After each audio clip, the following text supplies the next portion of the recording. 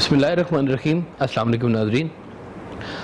माँ बाप और औलाद, ये दो तरफ़ा एक बड़ा ख़ूबसूरत एक रिलेशन है, और इसकी ख़ूबसूरती की बात यह है कि इन दोनों के कुछ फ़राइज़ भी हैं, इन दोनों के कुछ हुकूक भी हैं जो अदा करने चाहिए। एक तो ये है कि माँ बाप को कैसी ट्रेनिंग करनी चाहिए अपनी औलाद की, माँ बाप को कैसा रवैया रखना चाहिए, ये एक और शोबा है। लेकिन जो मैं आज बात करना चाह रहा हूँ कि औलाद को माँ बाप के लिए क्या करना चाहिए, या वो औलाद जो है माँ बाप की खिदमत कैसे कर सकती है। आक़ा दो जहां सल्लल्लाहु अलैहि वसल्लम ने इसके ऊपर बहुत ज़्यादा फोकस करवाया है कि ये बहुत ही ज़रूरी बात है। कुरान कहता है कि हमने इंसान को वसीयत की है कि वो अपने वालिदैन के साथ हुस्न सलूक करे, और फिर एक जगह पर आया कि अगर वालिदैन तुम्हारे बुढ़ापे में तुम्हें मिल जाएं तो तुम उन्हें उफ़ तक ना करो।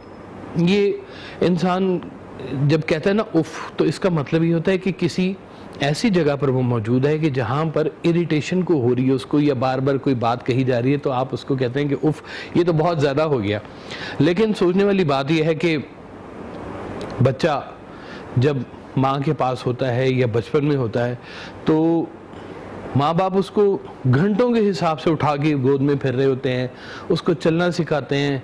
वो कभी रात को तंग करता है, कभी दिन को तंग करता है, बेबस होता है, बिल्कुल कोई काम नहीं वो कर सकता। और उन हालात में माँ बाप जो हैं वो औलाद की खिदमत करते हैं। माँ बाप ही एक ऐसी खालिस चीज़ हैं जो अपनी औलाद को अपने से आगे जाता देखना चाहते हैं। तो जब ये बारी औलाद के पास आती है तो फिर औलाद को चाहिए कि वो जो खिदमतें की हैं वो खिदमतों को जो है ना वो सिला किसी न किसी शक्ल में ज़रूर देता रहे।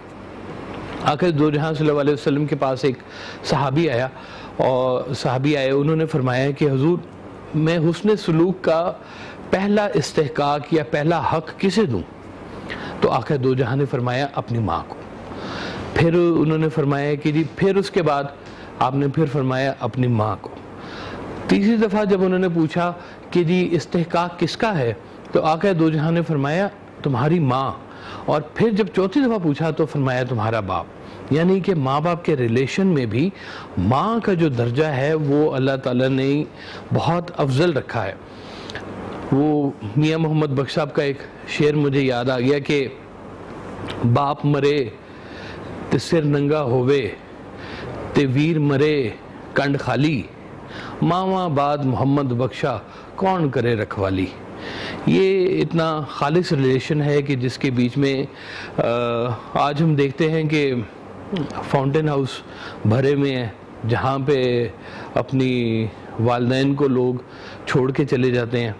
मुझे याद है हज़रत वासिफ़ अली वासिफ़ रहमतुल्लाह अलैह हॉस्पिटल में थे आखिरी अय्याम में लाहौर में, तो आपने फरमाया कि देखो जिस्म में एक छोटा सा कोई पुर्जा होता है जो ख़राब हो जाता है, जिसकी वजह से इंसान बीमार हो जाता है, तो उसकी वजह से पूरा इंसान तो ज़ाया नहीं किया जा सकता।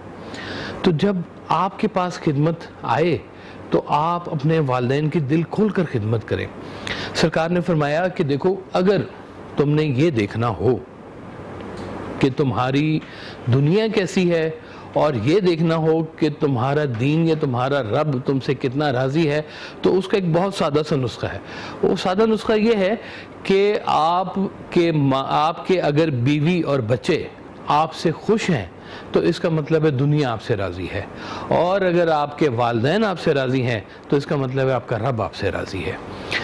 तो जिन लोगों ने ये सोचा होता है कि ज़िंदगी का ये जो सफ़र है इसने चलते ही जाना है और आगे कहीं पर जाना है और हमने कहीं जाके किसी को मिलना है, वो इन चीज़ों की बहुत एहतियात करते हैं कि अल्लाह ताला अगर बुढ़ापे में माँ बाप आपको अता करे तो उनकी ऐसी खिदमत करें, ऐसी खिदमत करें कि वो आपको कहें कि हम तुमसे राज़ी हैं।